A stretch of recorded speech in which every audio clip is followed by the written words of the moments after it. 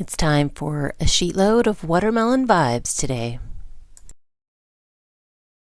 Hey, it's Beth. Welcome. Today, I'm excited to be sharing with you the August 2025 sheetload of cards from Call Me Crafty Owl. This is a PDF that Alicia from Call Me Crafty Owl puts together each month, and each month it uses a certain size of paper. This month it's 6x6, and she gives you the sketch, the supply list, and the cutting guide, everything you need to make a set number of cards. And there is a collaboration team, so there'll be a playlist linked in the description box below for you, so you can go and check out and see how we all use the sheetload this month. With my sheetload, I decided to go with some more summer vibes, so I am doing It's a Fresh Summer from the Not Too Shabby shop. And I do have their watermelon pet stickers as well that coordinate really well with this. And then I will also be using a sentiment from their mini messages stamp set. So that's what I'm going to be creating with today. So let's make our sheet load. I have my 4 sheets picked out. I went with 4 different patterns for the cards today. And then I have some kind of lime green cardstock card mats to be the background for my watermelon papers. And then I did go ahead and cut out my circles. And I went with cardstock instead of vellum just because I'm using that pet tape, which is clear.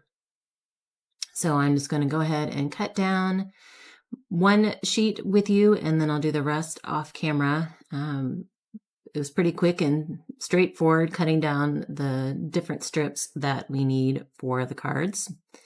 And again, if you are new to SheetLoad, I will also have a link in the description box from Alicia on how you can get this month's SheetLoad. She does ask that you subscribe to her channel.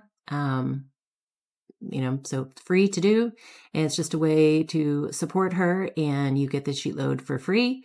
And then if you would like to support her further, she does have membership options with additional perks that kind of help keep sheetload free for everyone. Now I'm going to go ahead and stamp my sentiments on my circles just so I can get that done. And then once I get the cards, kind of all the pieces on the cards, I can just go ahead and add that circle. So I'm going to use my Misty to make this easy.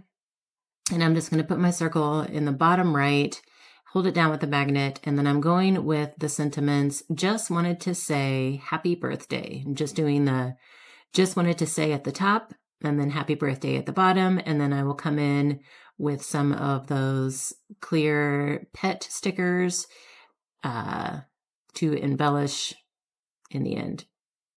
I'm just going to go with some basic black ink because there's a lot of color already going on the card. So I just thought that would help the sentiment pop.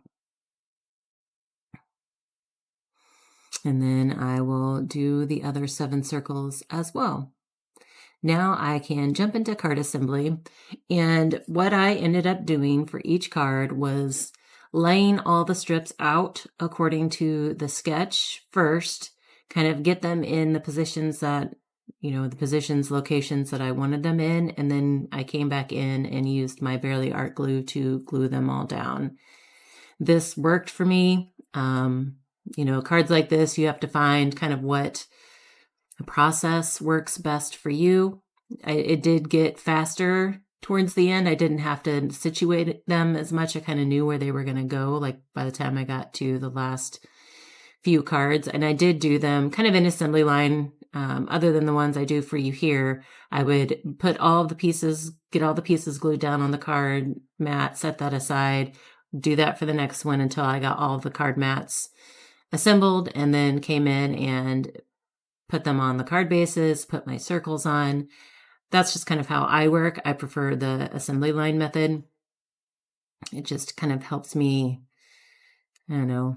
be quicker, more efficient, and enjoy the process a little more rather than, working one card from start to finish. Everybody has their own processes, and you'll see that throughout if you watch and hop along on all of the creative team members' videos. We all have a different take on the SheetLoad sometimes. We all have different methods on how we use the SheetLoad, how we put them together. So it's always fun to see how everybody can start with the same basic sketch, and everybody's cards look so different, but yet so amazing. Now that I have all the pieces down, I can add my circle in the center, and then I'm going to bring in the images from that fun watermelon themed pet tape.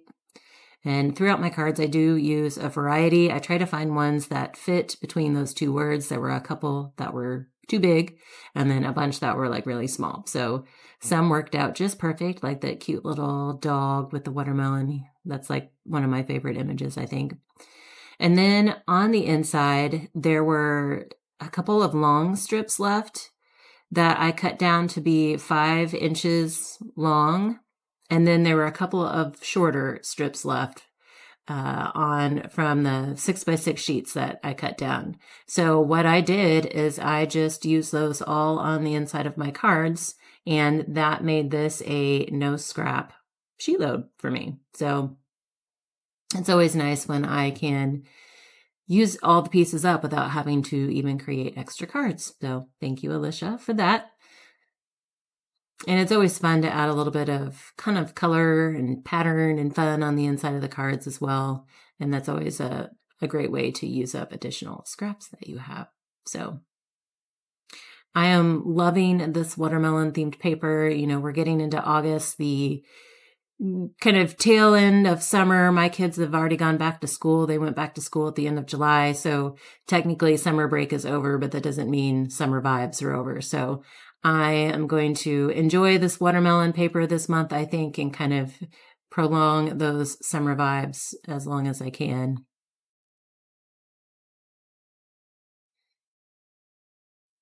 Are you a watermelon or a cantaloupe fan? I actually like them both and would eat them both together. My daughters are more watermelon, obviously.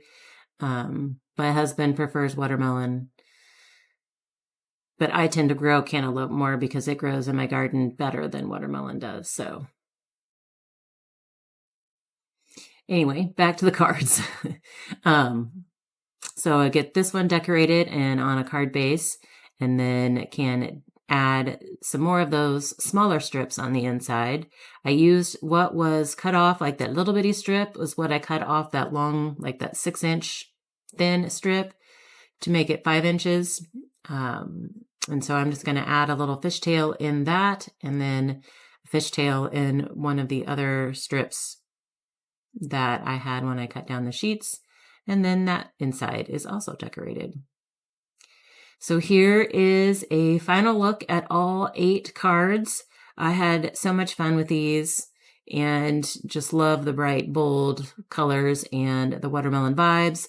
Again, please be sure to check out that description box for the playlist link to hop around and see everybody's cards, and also to get the link for how you can get this month's sheet load from Alicia. I thank you all so very much for your time today, and I hope you all have a very crafty day.